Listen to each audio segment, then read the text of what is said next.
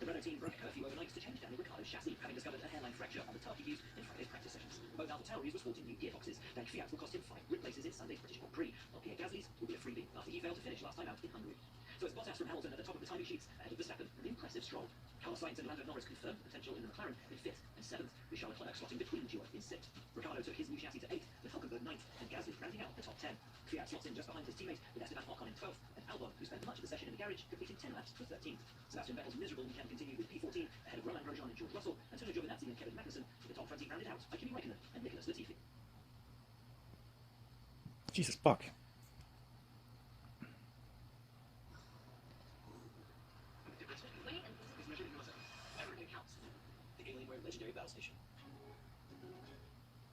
My dad gave me this silver Pegasus wine. Pegasus watches over Hercules, and he's going to watch over me. My dad was like, "Pegasus coming in." I was like, most people would say you're crazy, and it's really hard to do. I want to do this for the rest of my life. Grosjean, Latifi, Giovinazzi, Raikkonen, and Magnussen are 5 in the elimination zone at the moment. Kimi Raikkonen 5 100ths per second inside the time he needs to. Liv is going in the bottom 5, and that is the Williams of Nicholas Latifi.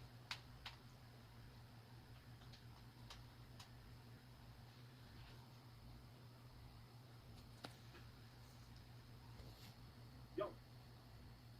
1-2. Hello, everybody. Yes. Yes. Hello, everyone. Hi there.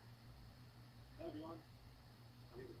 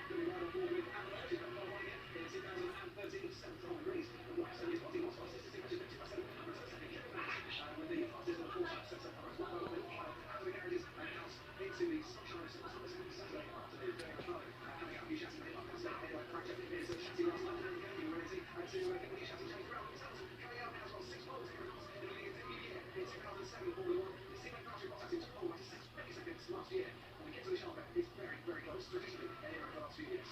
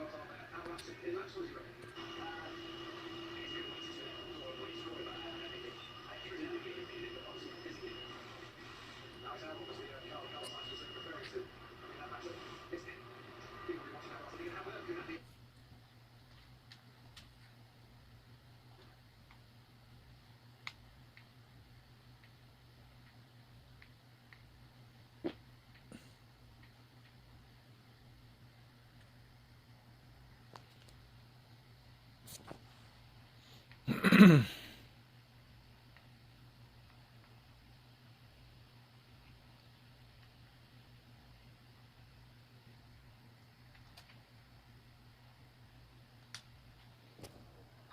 Latifi, Giovinazzi, Raikkonen and Magnussen are the 5 in the elimination zone at the moment. Kimi Raikkonen 5 per second inside the time he needs to lift his car out of the bottom 5, and that is the Williams of Nicholas Latifi that has gone off.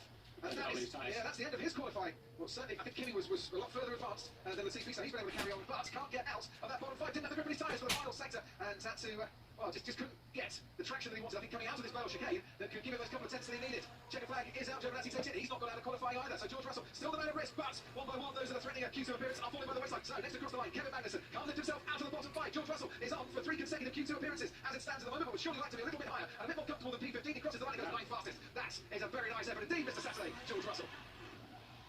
Spot. He carries on, Martin, that 100% record to his teammate, who's got that sinking feeling of just getting it all wrong around the field. Definitely back off. You see the Russell trace on the entry.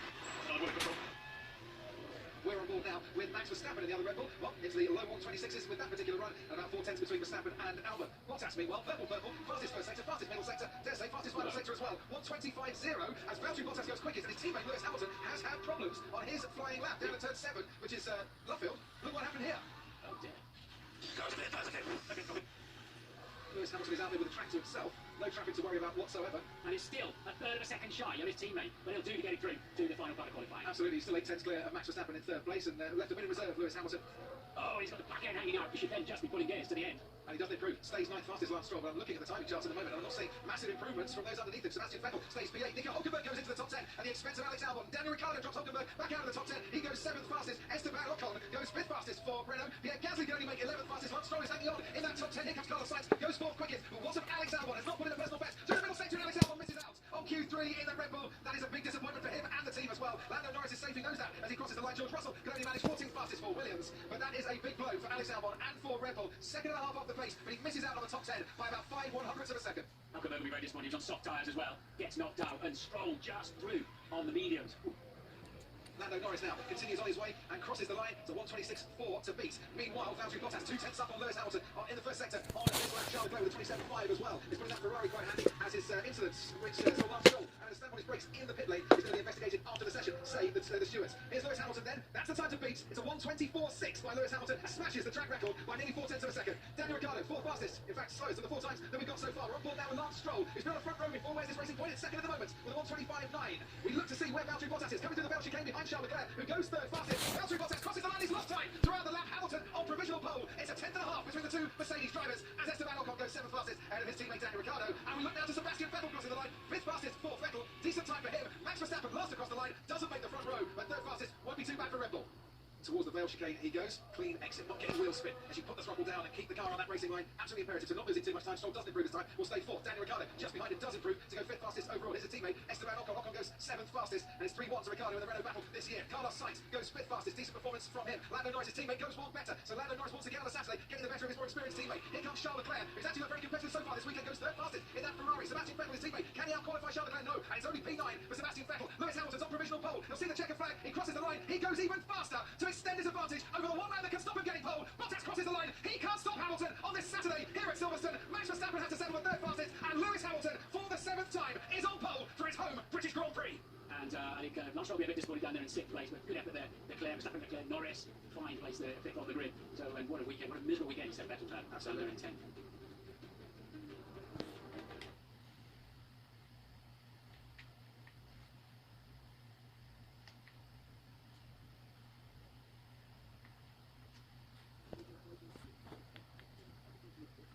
Starting in 3rd place for Max Verstappen. In 2nd place, Valtteri Bottas, and taking his 7th pole at Silverstone, which is also the 8th consecutive pole of the track for Mercedes on pole sitter Lewis Hamilton. Well, Lewis, pole number 91 was certainly a very good one. What were your expectations going into Q3? Did you think a 24.3 was possible? Well, obviously, I don't really know the previous year going on, so that's the previous year's PFR that we look at that. So, it's not really necessarily the number I'm looking at, just looking at my position getting now. So, I'm only really at the top of this thing.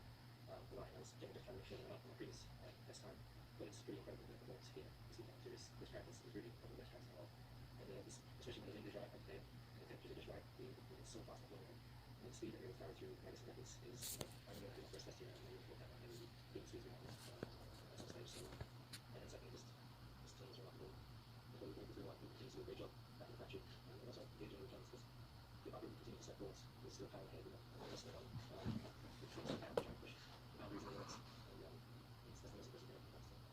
also in Q3. It was a bit of a wake-up call for you in Q2. Just talk us through that into Japan level. Yeah, actually back was a really nice football session for me. We made some big changes overnight, and we went out to Q3. The car was actually very, not they did something quite very well with the change, and the track temperature change, and the car was doing pretty good, but the easy thing is to kind of stay where you are and just leave it and hope for the best. But we're always, as I said, we're always looking to move forward, and so we made a couple of subtle changes and it was worse, and you're stuck with that with hard stops. So I had this inconsistency with the balance of the car, and I was struggling, and once I got into Q2, I had that big snap stick, which is my first failure sometimes. Luckily the time was fine, but then I came in with back out more pressure, which is fine. But then it's just really trying to recompose yourself and get yourself back alive, because it's just about building. It's like just building blocks, building blocks, and that was probably the hardest thing that I would say. Last week just getting put that up with that. So to go to the 3 was a kind of a fresh reset mentally, and doing those 2 laps is that I think without even pushing all weekend, it was a bit quick here. So I think I ended up taking it off. I got this straight after the first lap, and I'm going to get back some pace in the second run, so the pressure is still on to do better. So we're grateful. But also really miss the fans, the roar of the fans, the energy of the fans, really is really hopefully we're back on the way again. Excellent. Well done. After coming to you, well done as well. As Lewis says, it was quick lap after quick lap from you, but you talked earlier about the rear end causing a few problems in Q2. Can you just talk us a little bit more about that? Where was it causing the problem? It was really like a smooth session, otherwise we don't have to really clean up something really good about lap by lap, and it was probably pretty good. Just the balance of the car was trying to go from drifting a bit more towards clear. I don't know if track 10 was getting higher or it wasn't, but just the ball parts of Q3 I really struggled to kind of attack the slow speed corners as I did before, and staying in turn 12, 13 started to struggle with the rear end, so just at the same time we were really supposed to at the lap at the end. It was near the production, the video was back on the yeah, just quite magic for the balance on that, but I was okay. I was really disappointed in the second race. It was a strong session otherwise, but yeah, as usual, we used to know the counts, but this one's really thankful. The car is so strong. It's amazing. It's doing such a good job. We're really perfect. Well done, thank you. Max, come to you. Talk us through your session and how good your lap was in Q3, and then just tell us, are you surprised or not by the gap to Lewis Hamilton? No, I'm not surprised. We are clearly still learning about the car, trying to improve it. But I think overall the qualifying itself was pretty okay, and was pretty much all the time in third, so there's not much more I think I could do. I think also my final lap in Q3 was pretty good. I had a bit of a moment out of the last corner, but I don't know, it's just the gap, and just try to do the best we can. And yeah, first, that's the moment, so we get help, and it's a better position in second, so that's not the race. Normally not, but yeah, we just hope to have a clean start, and through the onwards, I just try to do the best I can in the car, and if that's trying to follow them a bit, I think we're doing that with that, and it's also important. Well done, all three. Let's look at this now to the video conference. Can we go first, please, to Alex Calabas at Paul Festival? So much fun. And the question is about the Mercedes drivers, please. I knew they struggled quite a lot yesterday. Practice was very, very hot and really in that direction. And was that cured by changing conditions today, particularly in the low temperatures, or was it just sort of been set up into the first half? It was the nature of that. I think really fantastic work by the engineers on that.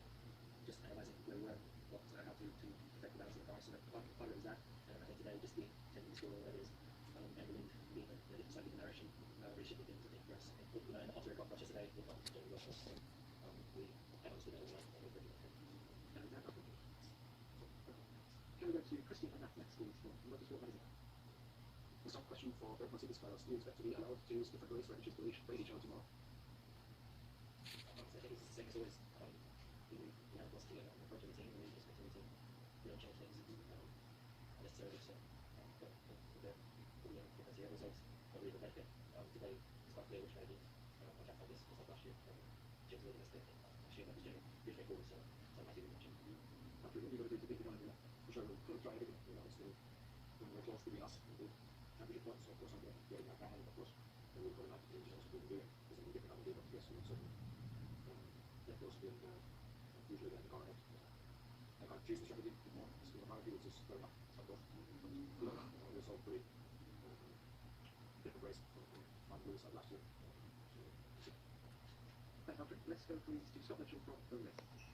Okay, so the question to Max. Max, Christian Horner was telling us yesterday that the DPP effort to try and understand data was again from Hungary and put it to action here. Do you feel that the car is more well sorted than it was in Hungary, and now it's just a question of pace, or are you still struggling to sort of find out exactly where the balance is? Well, I think we have to go to Hungary. It's for sure that Hungary was already pretty good, but of course there are still things which need to be improved, and we are working on it. And I think it's now good just working on balance as well. Finding more performance to that. I think we do understand where it's coming from. Now just trying to put different parts onto the car and make it faster. That's right. Let's go to Bill Duncan, please, from Greenhead. So just a question for Lewis. Lewis, you used to have 140,000 people come here since watching the race since 2021. How much your motivating factor is it for you to put that win and then watching friends work together?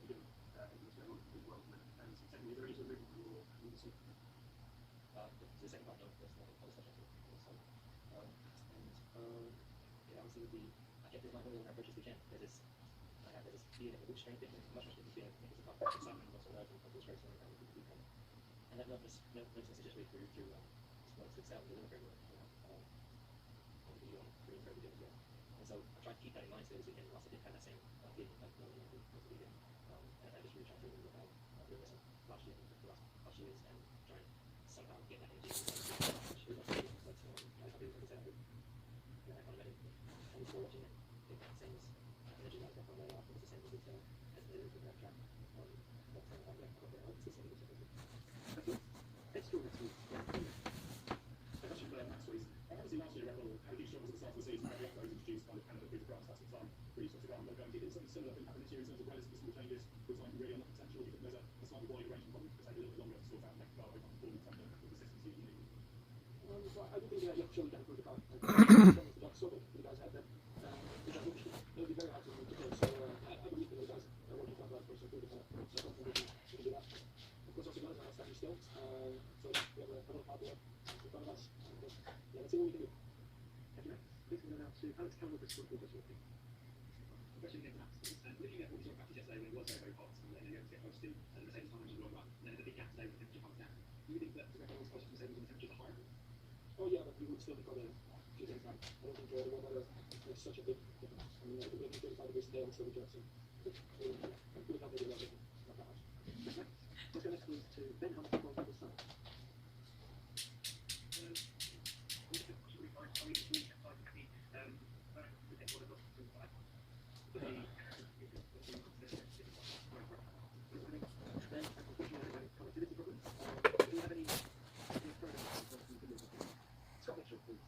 Let's go to you next, and then we'll come back to you.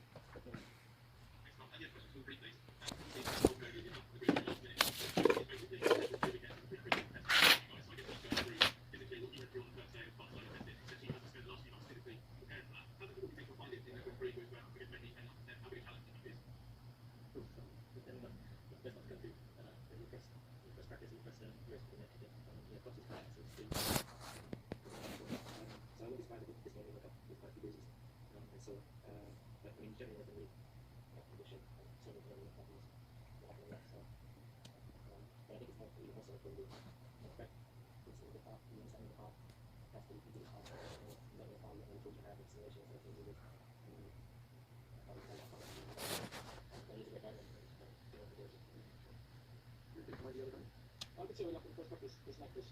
I mean, to run stuff like this. I mean, that's probably not next side. That's not nice to have in F1. It's not. Because it's broken about it. It's still I think the F1 was good time. We didn't enjoy that, so it's not. You can train as much as you want. The first time you go in F1 car with speed, especially around here, you will be sore. You can train today with like the first time those totally sore. So I'm 100% sure because when you woke up today, you have to be careful. But anyway, I think it doesn't matter that anyway. He's happy to be here. He should be here anyway because I think he still deserves his spot on the good. Yeah, actually, it will be so as you said before, we will be prepared for obviously a lot of them car. We will be for Christmas. I think it's going to be a big challenge, but it's such a short notice. It's a big platform. What's your big experience from the past? Yeah, hopefully it's a big lesson. Okay, thanks. Three of these on. Let's do it. Welcome back to Silverstone for part 2 of our Friday press conference, where we're joined now by Otmar Safnauer, Mario Isola, and Toyoharu Tanabe. Welcome, gentlemen. Great to have you with us. Otmar, can we start with you? First question, how is Checo today? Checo Perez, have you spoken to him? I haven't spoken to him today, but yesterday, and he's asymptomatic. He was surprised that he tested positive. He couldn't believe it. There's no way. I have no symptoms. I feel completely fine. He traveled privately, so he thought he took ample precautions. Didn't get on a commercial flight in between races, and so he was surprised. But he's okay. We're going to check on him daily. Send the doctor to him. He's quarantining now, and we just have to make sure that the virus gets out of the system and he comes back racing.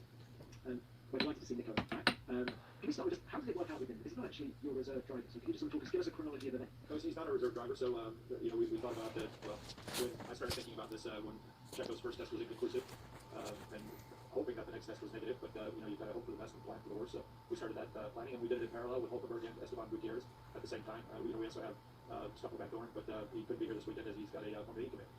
So it was Esteban or Nico. And we did it in parallel, and our engineering team, after we discussed, thought Nico would be more appropriate for our team because he knows us really well. He knows all the engineers, he knows our systems, our processes. He's driven our simulator. It'd be easy for him to get in the simulator again. And also, he has relevant experience from having driven the Formula 1 last year. And we just needed somebody that could score points for us, so we thought Nico would be the best guy for us. Can you tell us what he said to you when you made the phone call? Yeah, he had just landed in Germany. I think he was flying to Germany to do some kind of sports car test or something. I don't know what category of racing, but he landed there and he said, "Yeah, I just landed here. I'm going to do a test." And I said, "Well, maybe you should jump in a Formula 1 car." So he said, "Yeah, absolutely." I think he spent an hour on the ground in Cologne to grab his boots and a helmet, and I think the helmet he grabbed isn't the spec anyway. And then he flew into Birmingham. So he landed here, I think 7:30 last night. And just final question on this from me is just tell us about how that first session went. Yeah, really well. I think we got about a 5-minute late start. You know, we got to go from 0 fins, I think quarter to 11, saying that his test came back negative. So then we had to quickly get him in the car. But he quickly came up to speed, and his feedback was as it always has. So there's more improvement in the car. You know, there's things he doesn't like, there's things he does like. So hopefully we'll make those improvements between now and FP2, and we'll see how we go. But I think he was P9 and pretty comfortable. Thank you. Mario, if we could come on to you, please. Very hot track temperatures today. What sort of wear and day have you seen on the tyres during FP1? Well, you know, FP2 is more representative than FP1, so we are currently analyzing tires coming from the first practice, but we want to wait and see the level of wear and degradation from FP2. It is also true that this weekend we decided to nominate the 3 hardest compound of our range, so I'm confident that C1 and C2 are good enough for the race, while the C3 is probably a compound that you have to manage, especially if you have to start the race with the C3 because you are obliged to use the C3 during qualifying. So weather forecast is good for the rest of the weekend, but a bit colder for Saturday and Sunday. That is another important information that teams have to get tomorrow morning. Let's see what happens. And Pirelli opted to split the tyre strategies next weekend here at Silverstone, when you didn't do that for the second race in Austria. Just can you explain why that was? In Austria, we had no time basically to react to this request. We had a discussion together with the teams, FIA and FOM, and for Silverstone, it is possible. So we made a plan with C2, C4 for the second weekend. We had the first check, let's say, on the F2 in Austria, where we nominated different compounds. It was good. We saw different strategies from the first weekend to the second weekend. So hopefully it works also in Formula 1. Thank you, Mario. Tanabe Sanders, coming on to you. Quick summary of FP1 from Honda's point of view, please.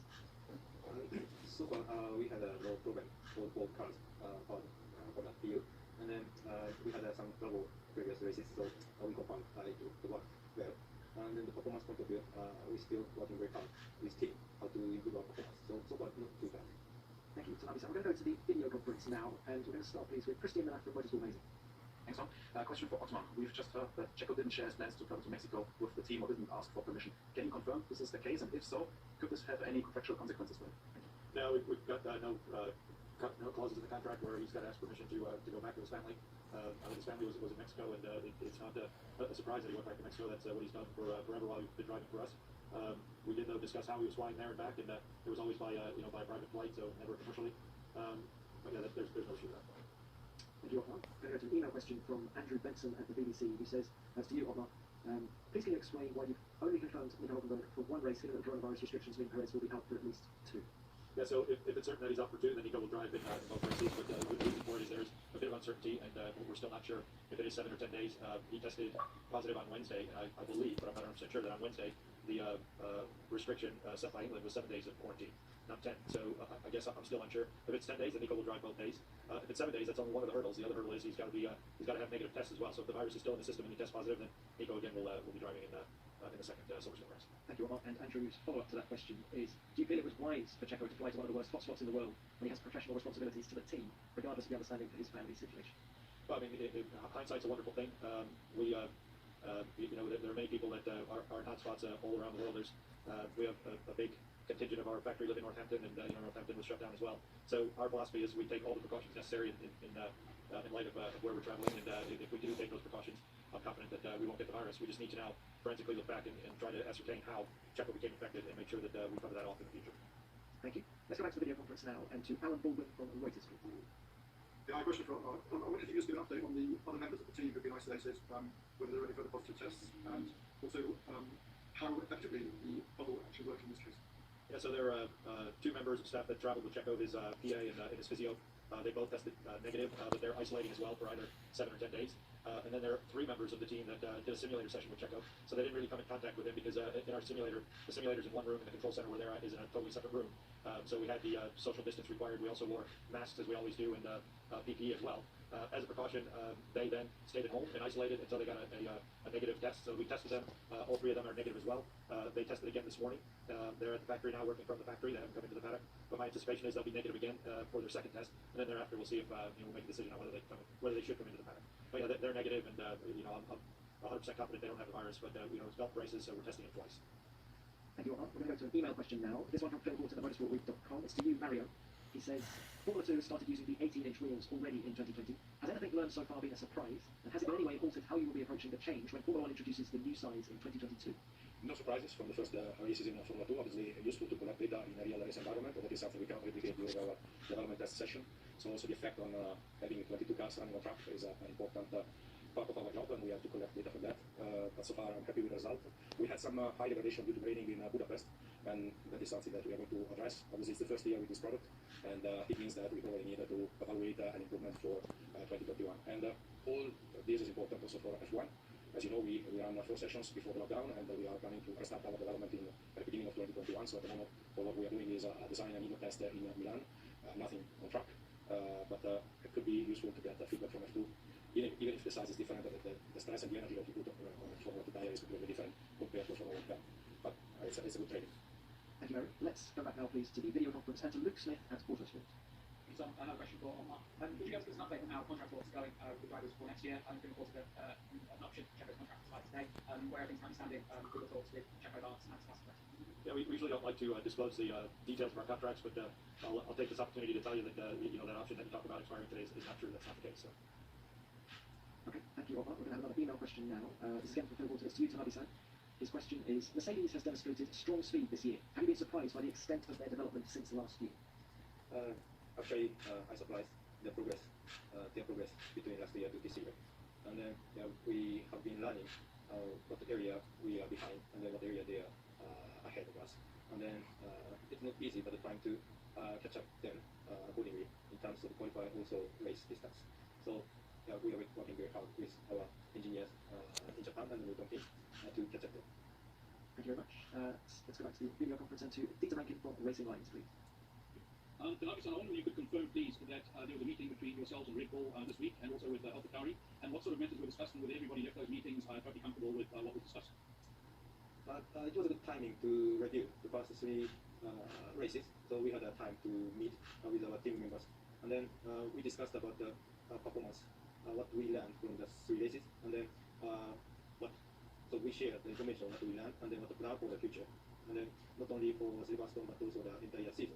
So we have not fixed races, but for how to use the PU for this season, or how to manage the PU performance during this race and then later. So we share the kind of things with teams. So as a follow-up to that, how do you control power unit usage when you don't know how many races there are this season? At the moment, we follow 2020 sporting regulation, and then TD, which was issued just before we started this season. So it clarified choose PU and the ERS system